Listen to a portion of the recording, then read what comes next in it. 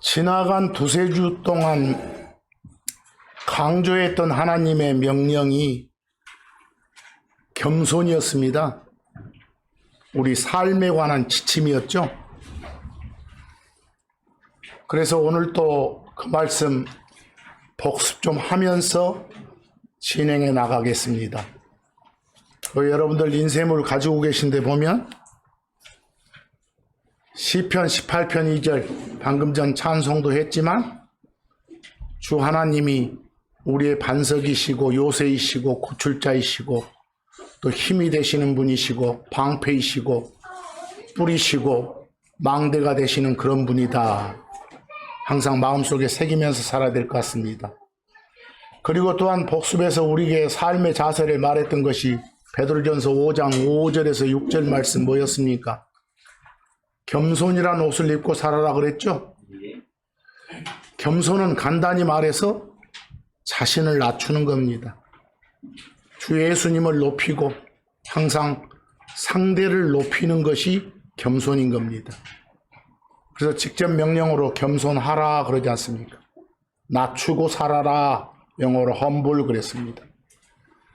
이걸 달리 표현하면 자신을 높이는 그런 게 교만이고 거만이고 오만이니까 역으로 표현하면 교만한 자가 되지 말라. 또 다른 표현으로 높은 마음을 품지 말라. 또 시편 75편 5절처럼 목을 빳빳이 세우고 살지 마라 그 말입니다. 우리 한국 사람들도 이런 말 하죠? 뻣뻣한 목으로 말하지 마라. 결국은 고개 숙일 줄 알아야 된다. 겸손해야 된다. 교만하지 말아야 된다. 이게 말로만 이루어지지 않고 우리 실생활에서 여러분 몸으로 행동으로 나타날 수 있는 그런 삶을 사셔야 됩니다. 그러세요? 그리고 지난 주간 봤던 말씀이 시편 75편 4절. 결국 이런 말씀을 요약하면 뿔을 들지 말라. 뿔 들지 말고 살아라. 이미 설명됐지만 이때 뿔은 자기 힘이나 자기 능력 과시하는 그런 상징적인 의미에 뭐라겠어요? 뿔이라고 그랬죠? 또 사람이 눈 뿔 달렸으니까 하지 말고요. 그래서 그 밑에 복습에서 우리가 뿔이 영어로 horn이었는데 이 horn이라는 것은 여러 가지 의미로 성경에서는 쓰인다고 그랬죠? 우리가 잘 아는 짐승의 그 뿔을 말하기도 하고 또 힘이나 능력을 상징하기도 하고 기억나십니까? 또 한 가지는 힘이나 능력을 가진 사람이나 힘이나 능력을 가진 신을 말하기도 합니다. 뭐 힘이나 능력을 가진 사람이라면 뭐 왕, 통치자 이렇게 번역할 수도 있겠죠. 오늘 또 힘이나 능력을 가진 신이라면 마귀라고 할 수도 있겠죠. 또 힘 중에서도 능력 중에서도 뭐든지 다 처리할 수 있는 그런 전능한 능력을 가진 그런 존재를 말한다면 우리가 섬기는 주 하나님, 예수님을 말할 수도 있습니다. 그래서 예수님의 다른 호칭이 뿔이셨죠. 오늘 찬송가에도 나오다시요. 뿔이시다 그랬습니다.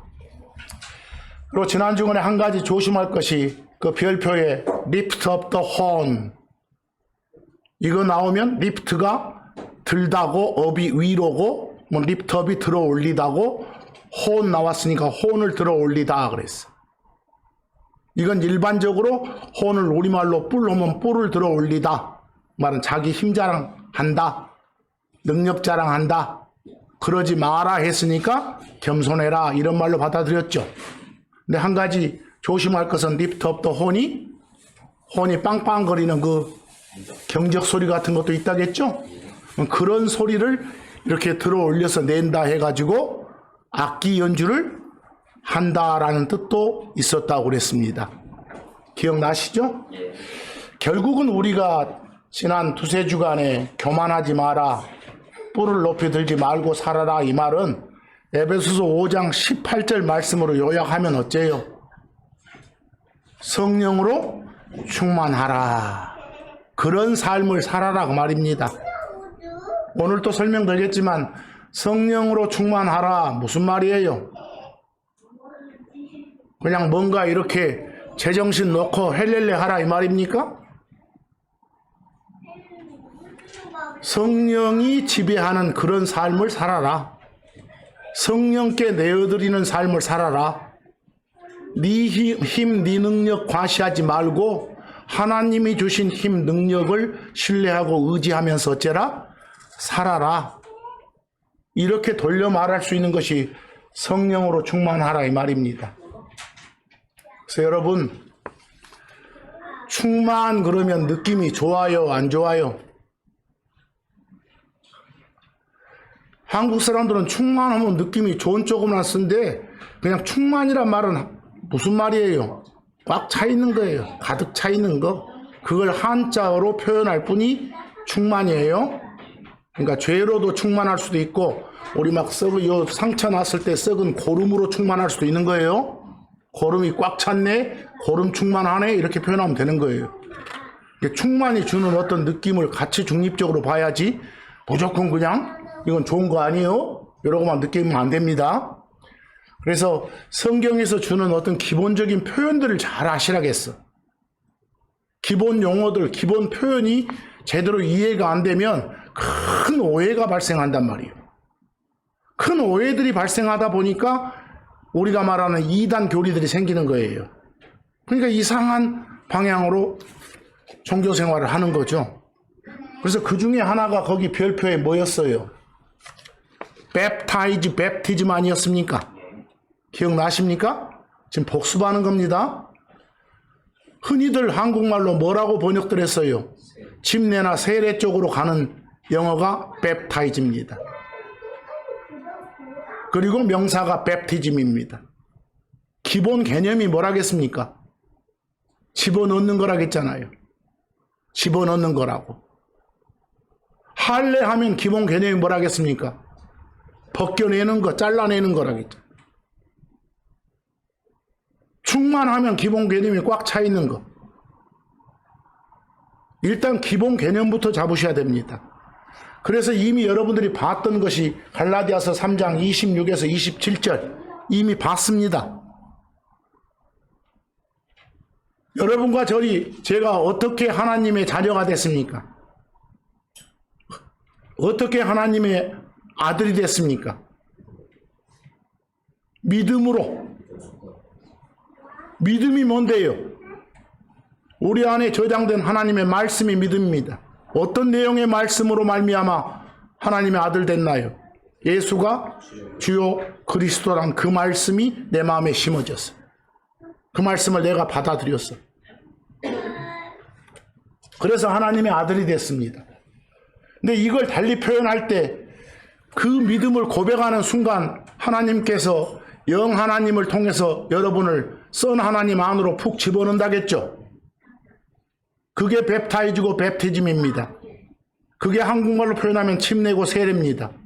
그래서 27절에 뭐라 하겠습니까? 여러분이 믿음 고백하는 그 순간 그리스도 안으로 집어넣어졌습니다. 그걸 성경적 표현으로 뭘 받았다고요? 침례를 받았습니다. 쑥 집어넣어졌으니까 밖에는 그리스도가 옷처럼 있는 거 아닙니까? 그래서 그리스도라는 옷을 입었습니다. 이런 말인 겁니다. 표현하시겠어요? 오늘 찬송가에도 나왔지만 바로 하나가 됐다, 연합이 됐다 그 말입니다. 그래서 예수 그리스도의 죽음이 내 죽음 되고 부활이 내 부활 됐다 이런 말이겠죠. 이해되십니까? 자, 그런데 거기 여러분들 하나 잘 보실 것은 여러분들 번역본에 갈라디아서 3장 26절의 영어가 그 끝에 별표입니다. 별표 보이세요? 너희들, 여러분들 할 때 이입니다. E are all. 여러분들은 다, all, 모두 다. The children of God. God, 하나님의 children, 아이들, 자녀가 됐습니다. 이 말입니다. 근데 어떻게 된 거예요? By faith. faith가 믿음입니다. 믿음에 의해서, 믿음을 통해서 이 말입니다. 그래서 그 결과 여러분들은 in Christ Jesus, 그리스도 예수님 안에 있게 된 겁니다. 그리스도 예수님이라는 옷을 입게 된 겁니다. 표현 아시겠어요? 그래서 거기 비교에 갈라디아서 3장 26절을 개역성경 번역 나왔습니까?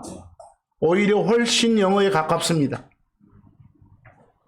너희가 다 믿음으로 말미암아 그리스도 예수님 안에서 하나님의 아들이 되었다.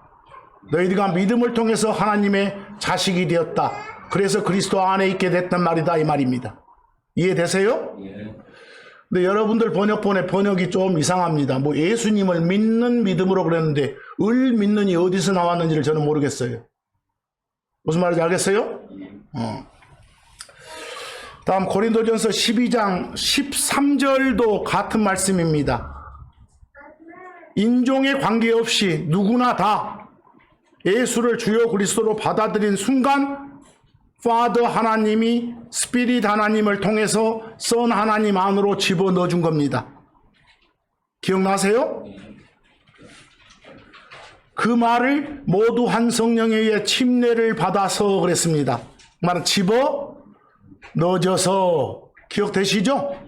그래서 웹타이즈, 웹티즘도 기본 표현들 잘 좀 하시라고 말입니다. 그래서 로마서 6장 3, 4절이 오늘 불렀던 노래 가사와 같습니다. 예수 그리스도 안으로 침례를 받은 우리, 그 말은 집어 넣어진 우리들은 다 연합돼 가지고 그분의 죽음 안으로 집어 넣어진 거나 같다 이 말입니다. 그걸 있어 보이는 표현으로 그분의 죽음 안으로 뭘 받았다? 침례를 받았다 이 말입니다. 그래서 그분의 죽음이 내 죽음 되고 일어남이 내 일어남이 됐다 하는 것이 4절입니다. 죽음 안으로 침례를 받아서 그분과 함께 묻혔다. 말은 그분의 죽음이 내 죽음 됐다. 이해되시죠? 그런 식으로 편안하게 이해를 하셔야 됩니다. 그래서 제가 지난 주간에 그런 말씀 드렸지 않습니까? 여러분들 침례 받으셨어요? 예스입니까? 노입니까? 예스입니다. 누구나 다 침례 받았다 이렇게 말해야 됩니다. 성도들은. 그 침례에는 물이 있다 없다? 없다. 예수를 주요 그리스도로 고백한 그 순간 파더 하나님이 스피릿 하나님을 통해서 선 하나님 안으로 푹 집어 넣어준 일을 겪었다 이 말이니까요. 기억되시죠? 그와 비슷한 사례로 제가 뭐라고 그랬습니까? 복습입니다. 여러분들 할례 받으셨어요? 예스입니다. 뭔가 잘라내고 벗겨내는 것이 할례입니다. 죄들 속에서 허우적대던 여러분들을 갖다가 여러분들 몸에서 죄들을 벗겨내 본 겁니다. 용서해 준 거예요. 그게 마음에 뭘 받았다? 할례를 받았다. 그래서 거기 제가 별표에 circumcise, 명사로 circumcision 그랬어요. 좀 어려운 단어지만 기억 한번 해보세요. 거기 여러분들 그 circumcise 할 때 끝에 CIS 보입니까? 영어 단어 보시다가 CIS가 들어가 있으면 cut, 잘라내는 거예요. cut, 잘라내는 거. 그리고 circum 나와요. 이 circum은 주변 둘레 그 말입니다. 삥 둘러서 둘레를 주변, 이 말이 circum이에요. circumcise를 그대로 풀어보세요. 뭐 했단 말이에요? 삥 돌려서 주변을 다 잘라냈다 그 말입니다. 도려냈다 그 말이에요. 그렇게 했다는 명사가 circumcision이고요. 이걸 할례라고 성경은 표현합니다. 이해하시겠죠? 그래서 여러분들은, 유대인들은 몸의 할례를 받지만 몸의 어떤 불필요한 부분을 잘라내는 그런 아이들, 남자애들 성기를 잘라내는 그런 경우들이 있죠, 포피를. 그러나 여러분들은 뭘 받았다고요? 마음의 할례를 받았다 이렇게 표현하는 겁니다. 그래서 이런 표현들 보고 우리도 할례 받아야 된가보네 이렇게 표현은 안 됩니다. 마음의 할례니까. 어떤 의미인지를 잘 보셔야 됩니다. 그래서 신명기 10장 16절에 지금까지 쭉 해왔던 주제하고 같은 말씀을 주시지 않습니까? 너희들 마음의 할례를 받아라 이렇게요. 근데 마음의 할례를 받아라 그 말은 결국 뒤에 어떤 말입니까? 목 빳빳이 세우고 살지 말아라. 어째라? 겸손해라. 지난 주간 표현으로 하면 뿔들지 마라 이런 말입니다. 자기 낮추는 삶을 살아라 이렇게요. 이처럼 구약에서도 마음의 할례가 나옵니다. 몸의 할례만 있는 게 아닙니다. 마치 침례가 물 갖고 하는 것만 있는 것이 아닌 것처럼. 기억되시죠? 사도행전 7장 51절도 그 스데반이 했던 설교에서 나온 부분 아닙니까? 주변에 모인 유대인들을 책망하고 있습니다. 뭐라고요? 너희들은 목이 뻣뻣하다. 그 말은 겸손치 못하다. 교만하게 살지 마라. 마음과 귀에 할례 받지 않았다 이러지 않습니까? 마음의 할례를 받아야 된다. 구원 받아야 된다 이 말이에요. 겸손하게 살아야 된다 이 말이에요. 보세요. 골로새서 2장 11절 보시면 여러분과 제가 확실하게 할례 받은 사람이란 게 표현됩니다. 특별히 몸에 가해지는 그런 할례하고 구분하기 위해서 수식어를 붙였죠. 누구의 할례라고? 그리스도의 할례라고. 예수를 주요 그리스도로 받아들인 그 순간 여러분의 죄라는 것을 잘라내버린 겁니다. 벗겨낸 겁니다. 거기서 분리해낸 겁니다. 기억하시겠어요? 그런 말씀을 이렇게 하는구나. 그래서 늘 말하지만 이런 기본적인 표현들이 제대로 이해가 안 되면 오해가 되고 이단 발생하고 이러니까 본 것도 보고 본 것도 보고 해서 확실하게 알아먹을 때까지 내 것 될 때까지 말씀을 보셔야 됩니다. 그래서 아까 잠깐 했던 충만이 거기에 기록이 되어 있습니다. 충만을 그냥 풀어서 말하면 뭐라고요? 차 있는 거예요. 뭘로 채우냐? 이걸 잘 보셔야 돼. 여러분들 저 자동차 몰고 주유소 가면 기름으로 채우잖아요. 꽉 채워주시오. 기름 충만시켜 주시오 말이에요. 또 어디 가서 만땅 이러지 말고. 그 일본 놈들 쓰는 말로 만땅이 뭐요? 가득 찬다가 가득 찰만이요. 땅은 뭐다요? 요 통이 탱크요. 통이. 그놈들은 일본 놈들이 탱크라고 못 읽으니까 땅땅 하고 자빠지는 거예요. 그래서 만땅 기름 탱크 꽉 채워주시오 이 말이에요. 이해하겠어? 그런 말 쓰지 마시오. 그냥 또 이빠이 뭐 이러지 마라 말이에요. 거기서 그냥 채워주세요. 가득. 이런 식으로 공손하게 말하면 되잖아요. 저런 말 놔두고 꼭 그 못된 말들 쓰고 있는 사람들이 있어요. 자, 충만은 그냥 충만 가지고도 차 있단 말이고 만만 가지고도 차 있단 말인데 꽉 차 있다라는 말은 충만 이렇게 두 말을 한 거예요. 근데 그걸 영어로 보세요. 그 동사로 FILL, fill, 형용사로 FULL, full, 명사로 fullness라고 돼 있어요. 그 fullness는 쓸 때 L자를 두 개 써도 되고 하나만 써도 되는데 킹제임스 성경에는 하나만 적혔으니까 그렇게 옮겼습니다. 다 그것들 나오면 한자하고 동반돼서 뭐라 하고 충만이라 하고 순수한 말로 풀었으면 아, 꽉 찼단 말이구나. 가득 찼단 말이구나. 가장 중요한 건 뭘로 가득 찼을까? 이걸 주변 문맥을 통해서 잘 살피라는 소리입니다. 괜히 그냥 충만 나오면 그냥 막 헬렐레 하지 말고요. 보세요. 자, 그리고 feel의 가장 기본 개념이 세 번째 별표 occupy입니다. 그 occupy란 영어는 지배하다, 차지하다, 점령하다 이 말이에요. 차지하다, 점령하다, 지배하다가 뭐라고요? occupy. feel의 기본 뜻이 그거예요. 차지하고 점령하고 지배하는 거예요. 여러분 항상 살면서 성령이 여러분을 feel하게 하십시오.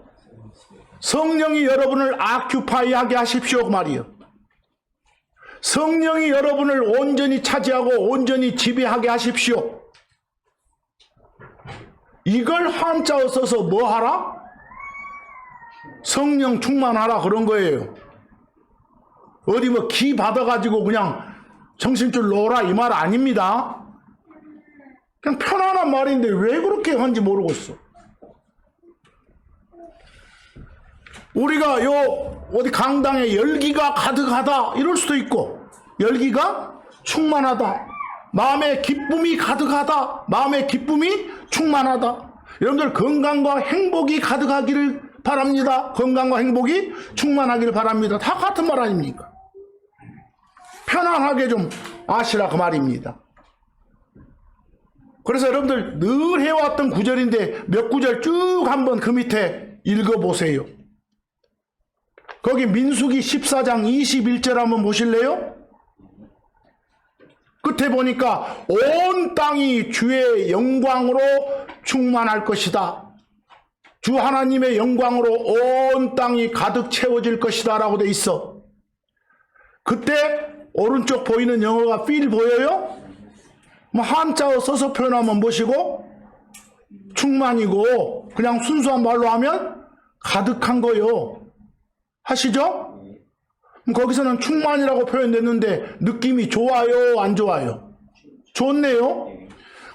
그 밑에 시편 그냥 쭉 한번 표현만 보세요. 시편 126편 2절. 그때 나중에 주 하나님이 예수님 저 땅에 다시 오셔서 여러분들 7년요 환란 끝나고 난 뒤에 다시 오셔가지고 유대인들 회복시켜 주잖아요. 그때에는 유대인들 입에 웃음이 가득할 거예요. 기쁨이 가득할 거예요. 거기 가득 오른쪽에 보니까 영어 feel 보여요? 웃음이 어쩔 거다? 충만할 거다 이 말입니다. 똑같은 말을 어쩔 때는 충만, 어쩔 때는 가득 이렇게 번역을 했을 뿐입니다. 이해되시죠? 뭐 충만이라고 해도 아무렇지도 않아요. 민수기 14장 21절을 가득이라고 번역해도 아무렇지도 않아요.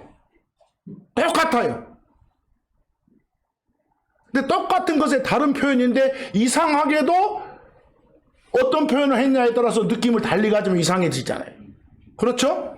이제 비교 한번 해보세요. 창세기 15장 16절 보세요. 충만 나왔습니까? 나왔어요?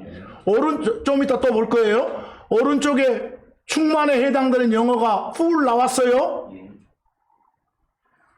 거기 있는 충만 느낌이 좋아요? 안 좋아요? 안 좋지 않습니까? 뭐가 충만해요? 죄의 불법이 충만한 거 꽉 차 있는 거예요. 마치 우리가 요 상처난 부분에 고름이 꽉 차야 트잖아요. 어설프게 찬 게 아니라 터 갖고 치료하잖아요. 고름이 꽉 찼을 때 턱 트는 게 그게 심판이요. 그 행위가. 그러면 고름이 꽉 찼다가 고름 뭐였다? 충만 그런 거예요. 그때 오면 좋은 거 하면 되겠어요? 거기서도 그런 말이요. 이 족속들의 불법이 꽉 채워지면 도저히 하나님이 봐서 이제는 안 되겠다.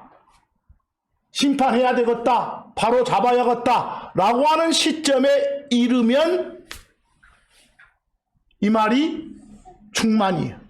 이해되세요? 창세기 6장 10이라고 13절도 보세요. 노아 홍수 사건이 왜 일어나는가요? 노아 홍수 사건은 심판이에요? 치료하신 거예요? 왜? 땅이 하나님 앞에 부패해서 땅에 뭐가? 폭력이 충만했었으니까. 거기 가득했다 필 나옵니까? 그게 그냥 한자어 표현하면 뭐라고요? 충만이에요. 번역에 일관성이 없잖아요. 충만으로 가든지 가득으로 가든지 해줘야 되는 거예요. 그래야 편하지. 어쩔 때는 충만했다가 어쩔 때는 가득했다가 이렇게. 이러니까 뭐가 달리 전달되는 것처럼 느껴지는 거예요. 그래서 13절에 뭐라고 합니까? 하나님께서 노아한테 모든 육체의 끝이 내 앞에 이르렀다. 이제 모든 육체를 멸할 때가 된 것 같다 이 말이에요. 왜? 땅이 그들로 인해서 뭘로? 폭력으로 충만되어 있기 때문에 이 말 아닙니까? 가득 차 있으니까. 그래서 내가 땅과 함께 destroy, 망가뜨리려고 한다. 이런 거 나옵니까? 뭐 여기까지 보니까 어쩝니까? 앞으로 충만이나 가득은 같은 말이다. 충만이나 가득은 가치 중립적인 표현이다.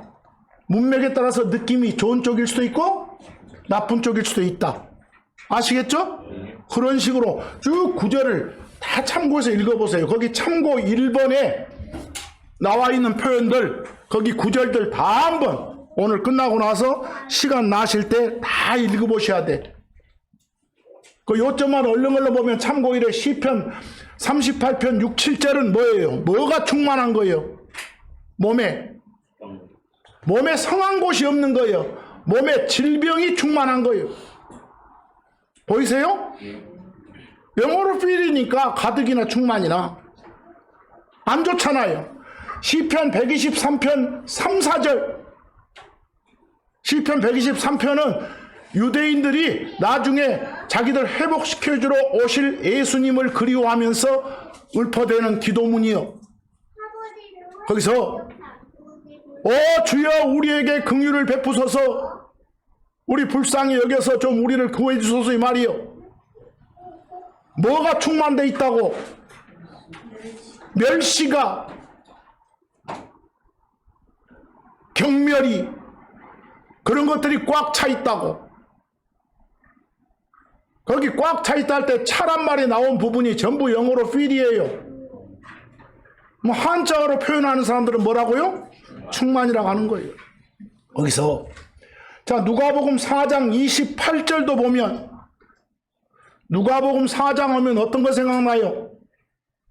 예수님이 저 마귀 시험 받고 나중에 저 갈릴리 나사렛으로 가셔. 당신이 당신이 잘하신 나사렛으로 가셔. 태어나신 것이 아니라 거기 가셔가지고 관례대로 안식일날 회당에 들어가서 막 이렇게 설교를 하시지. 사장이 그렇게 나와. 그 설교하시는 내용 중에 막 대언자 엘리사 시절 이야기하면서 그때 그 나병 환자들이 많았는데 다들 치료 못 받고 시리아 장군 나만만 치료받았다 막 이런 말씀 계속 해나가셔. 그런 와중에서 회당에 있던 그 사람들이 어째 막 흥분해가지고 지가 뭐 신이야? 막 해서 자꾸 하는 거예요. 그 장면이 누가복음 4장 28절이에요. 회당에 있던 모든 사람들이 막 그 예수님 말 듣고 어쨌다? 진노가 가득했다. 막 분노하고 난리요. 뭐 진노가 어쨌다?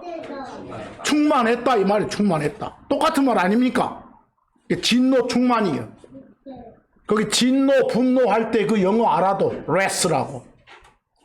누가복음 6장 11절은 노기가 가득했다. 노기가 충만했다 나와. 그 누가복음 6장 보면 저 앞쪽에가 이 손이 오그라든 사람을 안식일날 이렇게 고쳐주는, 치료해주는 사건이에요. 뭐 어디 손 갖다 대고 하니까 치료가 된 게 아니라 그냥 손 쭉 뻗어라 하니까 뻗었어. 그냥 손이 오그라든 사람이. 그리고 치료가 된 그런 기적이 일어난 쪽이거든. 근데 안식일날 이랬다고 지켜보던 놈들이 누가복음 6장 11절처럼 뭐가 가득한 거예요? 노기 충만, 분노 충만, 진노 충만, 경노 충만한 거예요. 화가 가득한 거예요. 거기 아까 누가복음 4장 28절에 진노할 때 영어가 뭐였어요? 레스하고 누가복음 6장 11절에 진노, 화할 때 madness, 광기, 미친기, 분노 똑같은 말이에요. 같은 표현에, 같은 말에 다른 표현일 뿐이에요. 사도행전 5장 17절 보세요. 그 사두개인들의 뭐가 충만했다? 분노가. 왜 그랬는지는 읽어보시고. 보여요? 거기 분노할 때 영어가 어려운 단어 indignation이에요. 뭐 indignation이나 wrath나 madness나 다 같은 거예요. 거기서 그걸 여러 가지로 표현하고 있죠.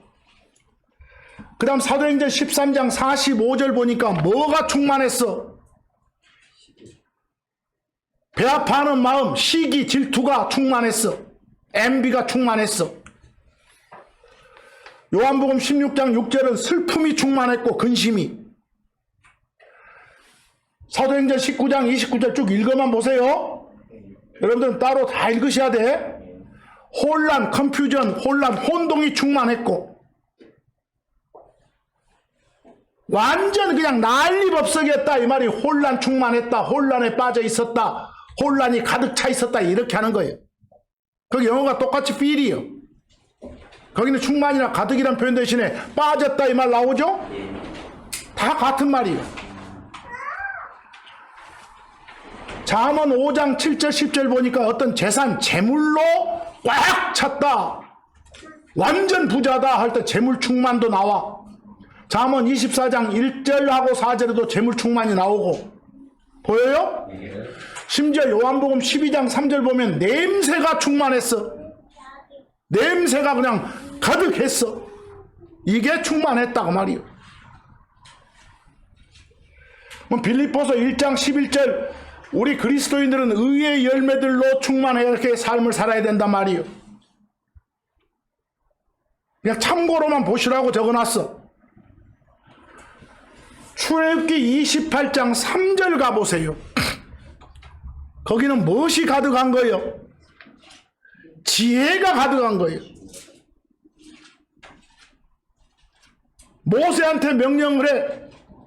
그 제사장 아론 도와줄 사람들을 몇 명 임명해라고 뽑아서 제사장 아론 도우면서 주 하나님 잘 섬기게 하라고 하면서 어떤 사람 뽑으라게? 마음이 지혜로운 사람, 다시 말해서 지혜의 영, 지혜의 마음으로 꽉 차 있는 사람 이 말이에요. 보여요? 거기 여러분 한 가지, 마음이 지혜로운 때 영어 좀 봐봐. 지혜롭고 현명하단 말이 영어로 wise라게. 마음이 하트죠? 근데 뒤에 ed가 붙었죠? 여러분 나 좀 봐봐. 어떤 단어 뒤에 ed가 붙었으면 과거에 이런 일이 있었다, 이걸 나타내기도 하고. 여러분들 죽인단 말 킬에다가 ed 붙여봐. 뭐 오늘이나 내일이 아니라 전에 누구를 죽였다, 이런 의미일 수도 있고 ed가. 또 하나는 뭔가를 당했다, 뭐 killed 하면 누구를 죽인 게 아니라 죽임을 당했다, 당한 게 수동, 그래, 그런 수동의 의미일 수도 있어. 그리고 또 한 가지 중요한 것이 ed가 보이면 뭔가를 가지고 있다, 뭔가를 소유하고 있다, 이런 의미도 있어. 뭐 wise hearted가 그런 의미요. wise가 지혜로운 현명 아니고 heart가 마음이지. 뭘 가진 거예요? 지혜로운 마음을 가졌다, 소유했다, 이런 뜻이에요. 그 ed는 세 가지를 좀 알아야 돼. 그래서 그런 사람을 뽑아라 그랬어. 뭐 그런 사람은 뭐가 가득한 사람? 지혜로운 마음이 가득한 사람. 거기서 마음이란 의미로 스피릿, 영을 뒤에는 썼잖아요. 다 스피릿은 영이라고 이렇게 한국말로 표현해놨지만 속속들이 따져보면 마음, 정신 이럴 수도 있으니까. 이해되시죠? 그게 다 충만이에요.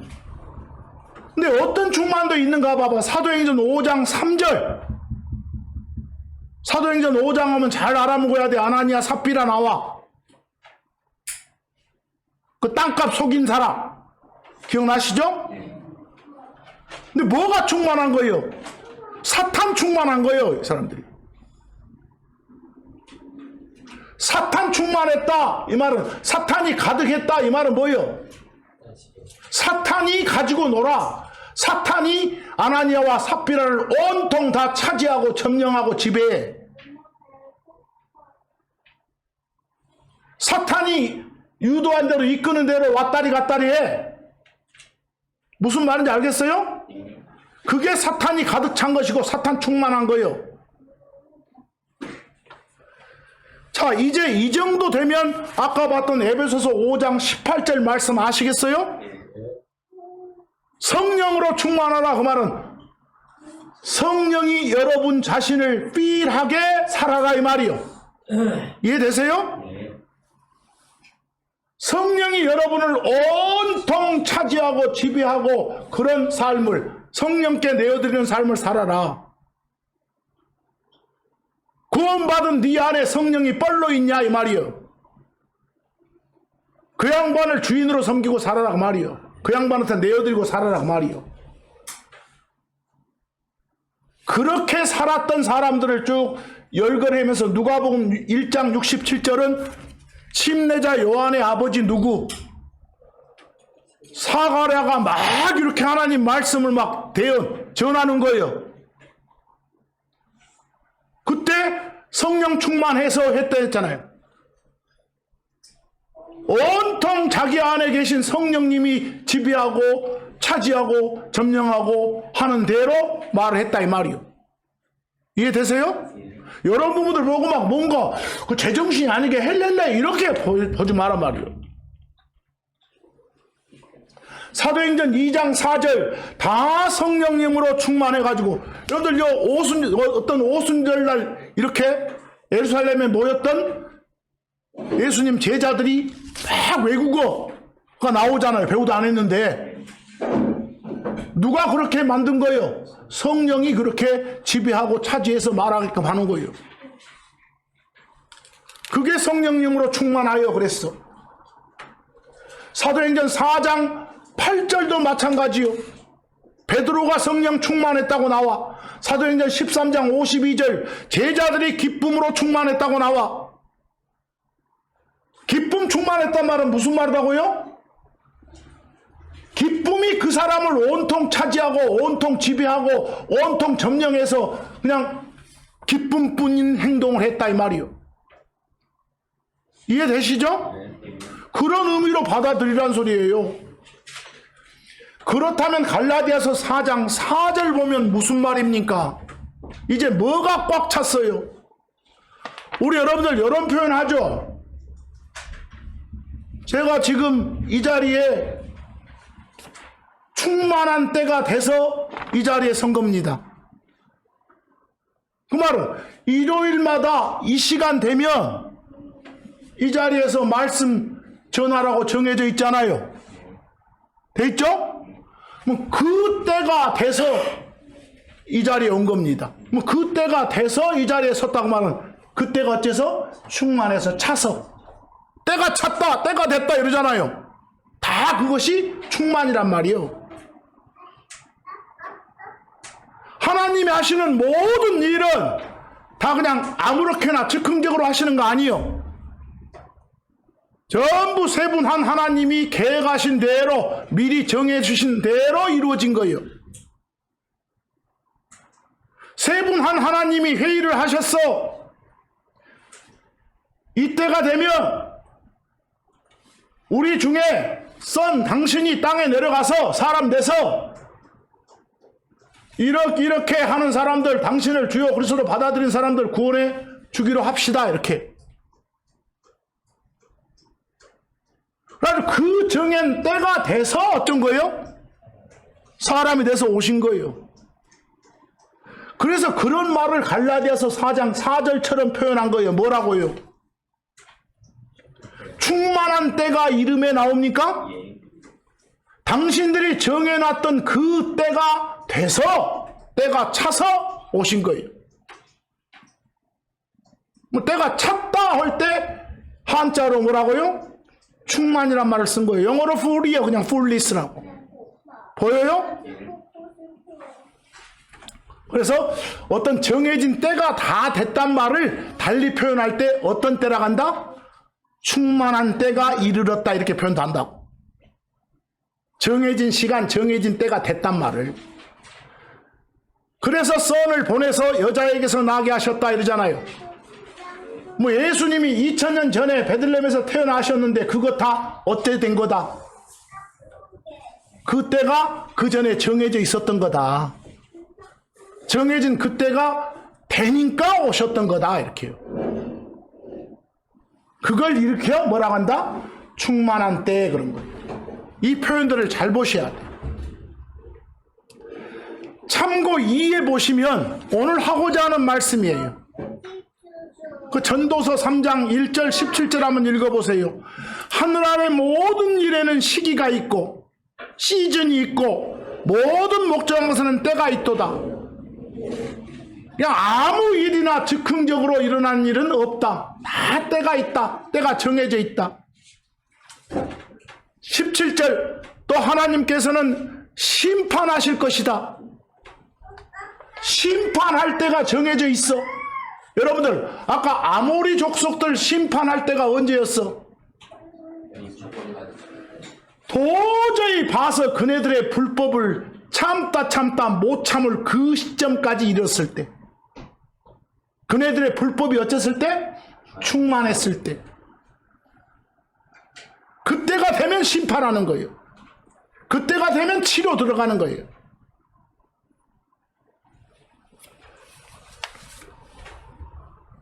이 때란 표현 중에 마지막 때란 말을 우리가 자주 씁니다. 마지막 때.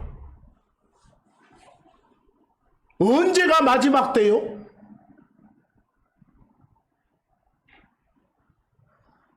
거기 베드로전서 1장 20절은 언제를 말하요?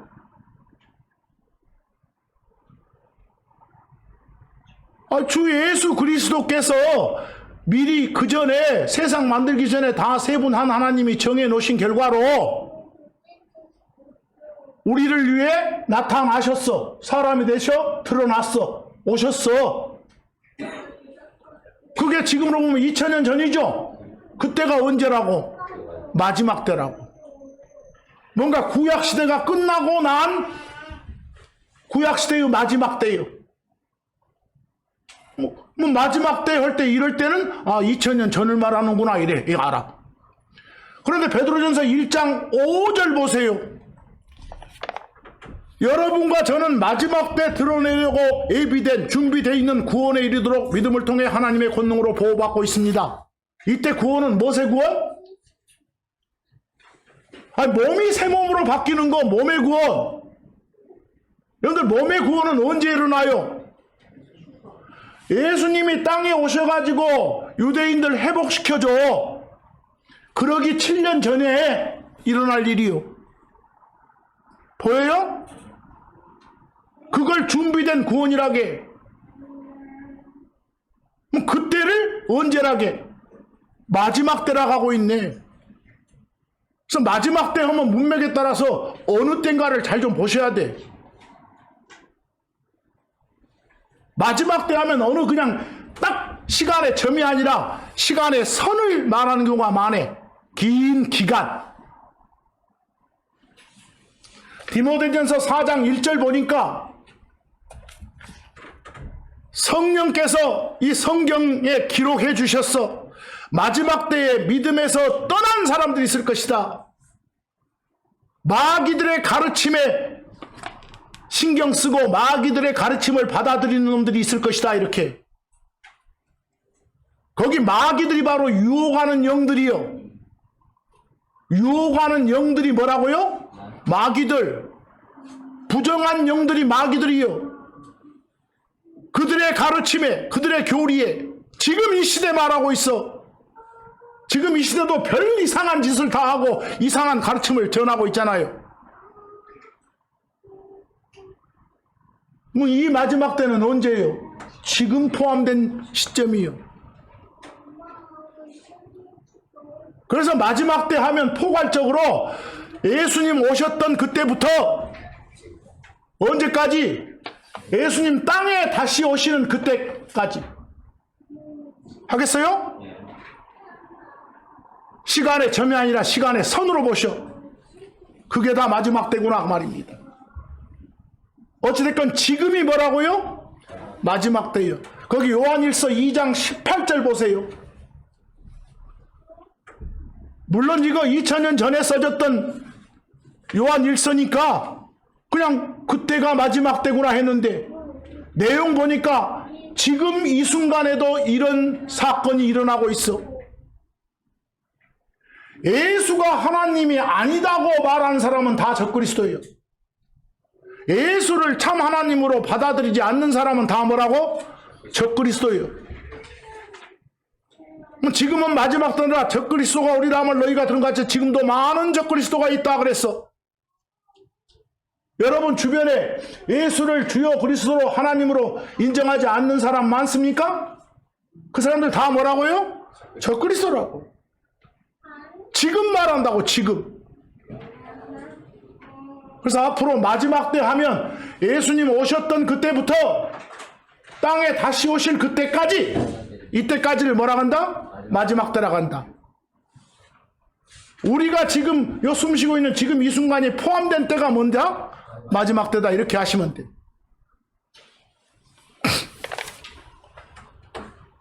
여러분들, 불법이 충만해지면, 죄악이 충만해지면, 다시 말해서 하나님 판단에 더 이상은 못 참았겠다. 더 이상 참아줄 수 없을 때가 되면 뭐가? 심판이 임한다고요. 노아 시절 땅의 폭력과 불법이 충만했을 때, 하나님 판단에 더 이상 참아줄 수 없을 때가 됐을 때 홍수로 심판하셨어. 소돔과 고모라 지역에 불법이 충만했을 때, 하나님이 더 이상 참아줄 수 없다고 판단했을 때 거기에 불로 심판하셨어. 소돔과 고모라를. 아까 말한 아모리족 속에 불법이 어쨌을 때? 충만했을 때 하나님은 그들을 멸하기 위해서 하나님의 군대를 보내서 멸하셨어. 심판하셨어. 거기서. 뭐 여러분들, 때 중에 꼭 좀 잘 아실 것이 이방인들의 때란 말이 있어. 뭐가 있다고요? 이방인들의 때. 이걸 편하게 말하면 이방인들이 설치는 기간이요. 근데 여기서 정의를 하나 내려줘야 돼. 유대인이 아니면 다 뭐라겠는데? 이방인이. 사람들 중에 유대인 아닌 사람을 이방인 그래. 근데 십자가 사건 이후로부터는, 잘 보세요. 십자가 사건 전에는 그냥 유대인이냐 아니면 이방인이냐 둘로만 나눠줬어. 근데 십자가 사건 후에는 어쨌어? 거기에 인종이 하나 더 추가되었어. 뭐라고? 우리를 말해, 우리. 유대인이어도 예수를 주요 그리스도로 받아들인 사람들, 또 이방인이었어도 예수를 주요 그리스도로 받아들인 사람들이 한 인종을 이루, 한 민족을, 그걸 일컬어 하나님의 교회라게. 그래서 십자가 사건 이후에는 인종이 셋이요. 뭐? 유대인하고 이방인하고 하나님의 교회하고. 여기까지 오셨어요? 그래서 일단 이방인, 여러분들 이방인들의 때, 그 말은 이방인들이 뭐하는 기간? 설치는 기간이요. 이방인들이 온갖 불법을 행하고 온갖 죄악을 행하고 하나님을 분노케 하는 그런 기간이 이방인들의 때예요. 저 이스라엘은, 여러분, 이스라엘은 저 솔로몬 이후부터 이렇게 두 쪽으로 나눠졌어. 이스라엘이 하나는 남쪽 왕국으로, 하나는 북쪽 왕국으로 나눠졌다니까. 솔로몬 아들 때부터. 그래가지고 저 북쪽 왕국은 완전히 그냥 하나님 떠나서 바알신 숭배하다가 망한대요. 예수님 오시기 한 700년 전에 망했던 나라예요. 북왕국이. 그로부터 한 100년 정도 지나서 남쪽도 망했어. 근데 북왕국 망할 때는 저 아시리아한테 망한 거예요. 그래, 그쪽으로 다 포로로 끌려갔어. 그 뒤에 한 100년 있다가 예수님 오시기 한 600년 전쯤에 망했던 것은, 남쪽 망했을 때는 느부갓네살한테 망한 거예요. 바빌론으로 다 끌려간 거예요. 근데 진정한 의미로는 그때부터 뭐가 시작된 거예요? 이방인들이 설치는 기간이 시작된 거예요. 근데 언제 유대인들을 회복시켜줘? 우리 데려가고 나서 7년 뒤에 예수님 땅에 오실 때. 여기까지 오셨어요? 그럼 그때가 심판할 때예요. 그때가 회복, 치료해 줄 때예요. 그럼 그때까지를 뭐라게? 이방인들의 때 그래. 그래서 앞으로 유대인들 입장에서 이방인들의 때 하면 언제부터? 예수님 오시기 6, 700년 전부터 언제까지? 땅에 지상재림 다시 오시는 그때까지. 그때까지를 뭐라 한다고요? 이방인들의 때. 유대인들이 이방인들한테 짓밟히는 기간. 이방인들이 하나님께 불경하면서 설치는 기간. 하나님이 더 이상 참아주시지 못할 정도로 이방인들의 불법과 폭력, 죄악이 가득 차는 기간. 고름 꽉 차면 트듯이 그 기간 딱 끝날 쯤에 툭 트셔. 심판하셔. 그래서 앞으로 이방인들의 때란 말을 잘 하셔야 돼. 이방인들의 때란 말을. 거기 누가복음 21장 24절. 이방인들의 때 하면 여러분들 생각하지 마세요. 유대인들 생각해봐. 항상. 누가복음 21장 24절 뭐라고 나오는가 봐봐. 그들이 칼날에 쓰러지고 모든 민족들에게 포로로 잡혀가며 예루살렘은 이방인들의 때가 찰 때까지 이방인들한테 짓밟히리로다. 어디 유대인들이 제대로 짓밟혔던 기간이 언제 시작됐다고요?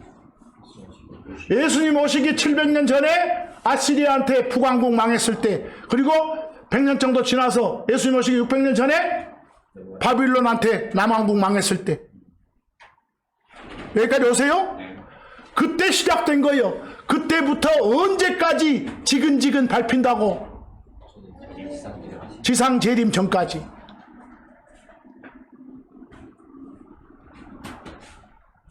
뭐 언제까지 밟힌다고? 거기 이방인들의 때가 찰 때까지.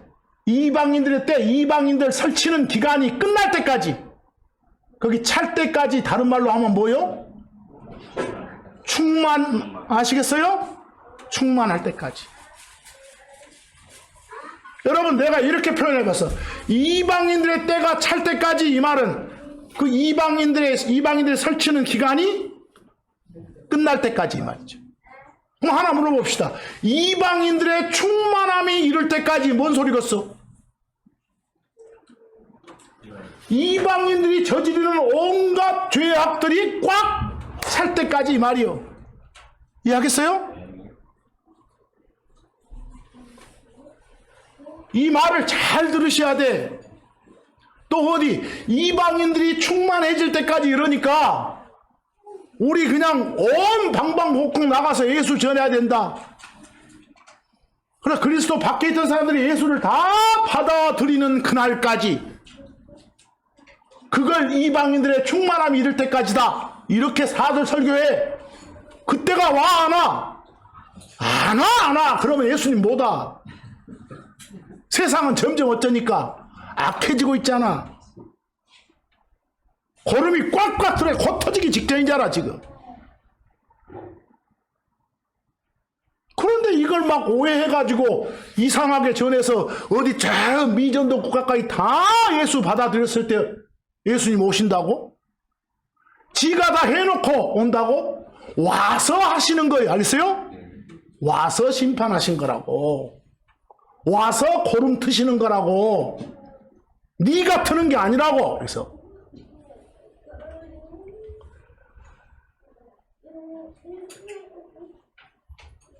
그 창세기 15장 13에서 14절 16절 아까 봤던 말씀이 포함된 부분이에요. 보였습니까? 거기 아브라함한테 하나님이 말씀을 주셔. 거기 13, 14절에서 네 씨가 자기들의 소유가 아닌 땅에서, 지금 어느 땅 말해? 이집트 종살이 한단 말이죠. 그래서 이집트 왕 파라오 막 섬기겠고, 그쪽에서 400년 동안 이집트 종살이 생활을 할 것이다라고. 여기까지 오셨어요? 어떤 편은 430년인데 30년은 요셉이 통치했던 그 평화로운 기간이니까 뺍니다. 그래서 400년 동안 괴롭힐 거라고. 그 다음에 14절 뭐라고 합니까? 그 뒤에 나오게 될 거라고. 여기까지 왔어요? 그 뒤에 나오게 될 거라고. 근데 왜 그 전에 이렇게 안 나오냐? 그 전까지는 무엇의 불법이? 지금 가나안 땅에 살고 있는 이 아모리 족속의 불법이 아직 꽉 차지 안 했으니까. 꽉 차는 기간이 요 400년 이상 되는 기간이란 말이에요. 알겠어요? 그럼 아모리 족속의 불법이 꽉 차면 그때 어쩐다? 이집트 종살이 하던 요 이스라엘 빼내가지고 멸하신다. 심판하신다 이 말이요. 이해하겠어요? 그리고 가나안에서 살게 해주신다 이런 말이에요. 여기까지 오셨습니까? 그럴 때 하는 말이 아모리 족속의 불법이 충만해질 때까지 너희들은 이집트 종살이를 해야 된다. 말은 아모리 족속이 꽉 차질 때까지, 이때 수가 차진 것이 아니라는 거. 뭐가 차지는 거란 거? 불법이. 거기 로마서 11장 25, 27절 한번 잘 보시란 말이요. 여러분들 로마서 9장하고 10장하고 11장은 이스라엘의 과거를 9장이 말하고, 이스라엘의 현재를 10장이 말하고, 이스라엘의 미래를 11장이 말해. 로마서 9장, 10장, 11장을 여러분들한테 적용하면 안 돼. 이해하겠어요? 그 11장에 나온 말이요. 이스라엘에 관한 미스터리를 알려주고 있어. 이스라엘에 대해서 하나님이 알려줘서 알게 된 진리가 하나 있어. 그걸 미스터리를 하겠죠? 그 진리가 뭐예요? 둘째 줄 끝에 언제까지? 이방인들의 충만함이 이를 때까지 이스라엘의 일부가 눈머는 일이 생긴다. 그 말은 아주 눈뜬 봉사여. 눈멀어서 예수가 주 하나님이란 사실을 보지를 못해. 물론 그 중에 일부는 어쩌겠어요? 지금 유대인들 중에서도 예수를 주요 그리스도 받아들인 사람이 있어. 그러나 받아들이지 못한 사람이 있게 된다고. 언제까지라고? 언제까지라고? 이방인들의 충만함이 이를 때까지. 뭐가 꽉 찰 때까지? 이방인들이 설치는 기간이 절정이 이를 때까지, 이방인들이 설쳐서 저지르는 죄악과 불법이 꽉 찰 때까지, 다시 말해서 오셔서 뭐 할 때까지? 심판하실 때까지 그 말이요. 이게 언제라고요? 여러분들 가고 나서 7년 뒤라고. 그리고 난다면 26절에 이스라엘이 구원을 받아. 시온에서, 이스라엘에서 구출자가 나와. 이 구출자가 누구요? 예수님이요. 예수님이 오셔서 그 이스라엘한테서, 야곱한테서 하나님 성품에 맞지 않는 것들, 언가들리스한 것들, 이것들 다 없애줄 것이요. 그런데 비교에 그 다른 번역본들 봐봐. 여기에 뭔 장난을 쳐놨어? 충만한 수, 뭐 수가 들어갔어. 수가. 이걸 성경이라고 보고 있으니까 언제 오신다고? 언제 이스라엘이 회복된다고? 이스라엘 사람으로서 예수를 주여 그리스도 받아서 구원받은 사람의 수가, 하나님이 딱 정해놓은 수가 다 찰 때 이러고 본다고. 근데 여러분, 성경은 줄기차게 이 현 세상은 악하다게, 줄기차게 많은 사람이 믿었다가도 돌아선다게, 근데 예수님은 확실히 오신다게, 성경은. 근데 만약에 이런 식으로 수가 찰 때 오신다 하면 와 못 와. 못 온다는 소리도 하니까 못 온다는 소리. 그래서 거기 뭘 빼라고요? 수를 빼라고. 수가 없다고. 영어로는 킹제임스 성경으로는 없다고. 그래서 성경이 중요하다고. 거기서 그 시편 14편 7절 보면 이스라엘의 구원이 시온에서 나온다게. 시온은 이스라엘을 말해. 예루살렘을 말해요. 뭐 예수님 다시 오신다는 거예요. 오셔서 그 주 하나님께서 자기 백성의 포로된 것을 되돌리실 때 그랬어. 여기서 포로된 것 그 말은 어디 바빌론 포로 이런 말이 아니라 여러분 보세요. 지금 이방인들이 설치는 이 기간이요. 뭐 이방인들이 설치는 그 기간에 이방인들의 온갖 불법과 죄악에 붙잡혀 있는 상태예요. 이스라엘도 그거 회복시켜줄 때 이 말이에요. 거기 에레미야서 51장 5절 보세요. 이스라엘이나 유다는 비록 그들의 땅이 이스라엘의 거룩하신 일을 대적한 죄로 가득할지라도 죄 충만할지라도 버림받지는 안 했다. 그 말은 언젠가는 어쩐다? 회복시켜준다 이 말이에요. 지금. 이사야서 59장 20에서 21절이 그런 말이요. 구속자이신 예수님이 어디에 오셔? 시온에 오실 거다. 이 말은 지상 재림을 말해. 땅에 오시는 거. 우리 가고 난 뒤에 7년 뒤에 우리랑 함께 오시는 거. 그때 이스라엘을 회복시켜줘. 근데 여러분들 그때 유대인들 다 회복시켜줘요? 어떤 사람들? 범법을 떠나는 자들. 마음 고쳐먹고 흔히 쓰는 말로 회개하고 예수를 주요 그리스도로 받아들인 사람들, 그런 사람들을 중심으로 회복시켜주는 거예요.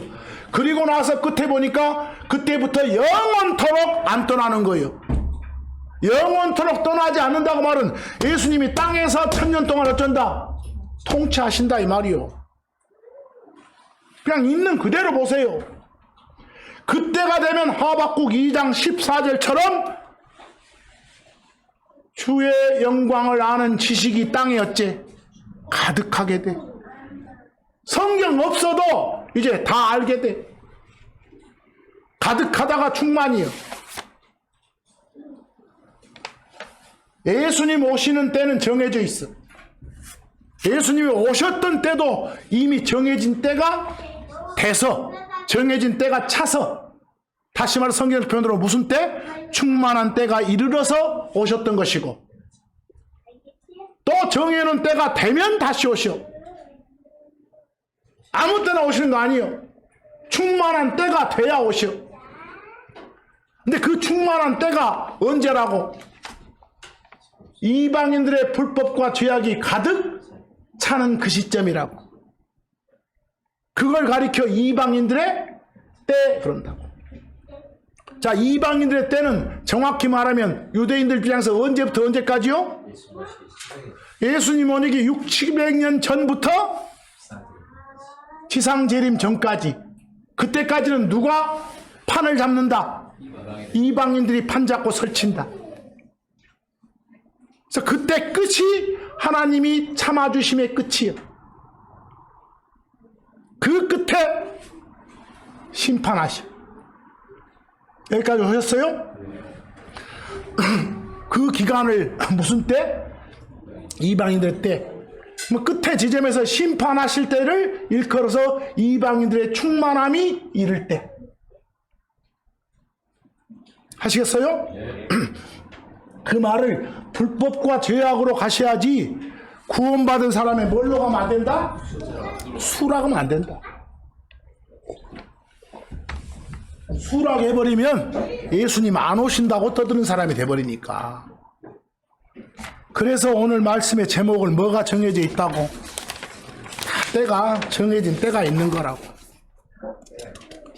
그래서 여러 주간에 걸쳐서 이 기본적인 표현들도 했습니다만 이번 한 주간도 정말 겸손하게 자기 낮추는 삶, 항상 예수 그리스도를 높이고 주변을 넓혀주는 그런 삶을 사시기를 간절히 바랍니다.